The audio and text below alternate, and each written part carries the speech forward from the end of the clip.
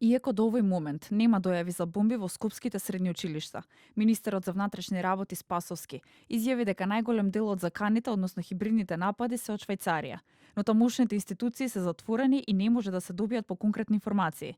Познато е дека токму од оваа земја доаѓали серија закани кои изминатиот период пристигнувале на адреси на училишта, болници и трговски центри во Белград и Загреб. Од МВР за телевизија 24 велат дека истрагата е во тек.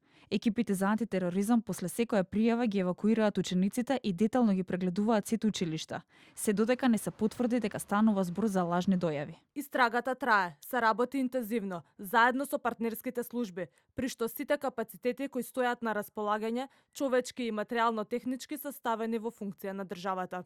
Од Министерството за образование и наука со реакција за оваа неизвестна ситуација. Местото на учениците е во училишните клупи и секој прекин на наставата влие врз нивниот понатамошен развој. МОН е во координација со МВР и постојано работи на заштита и безбедност на сите училишни објекти.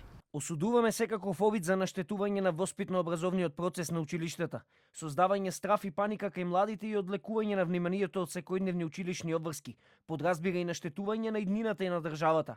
Се надеваме сторителите дека ќе бидат откриени час поскоро и соодветно санкционирани.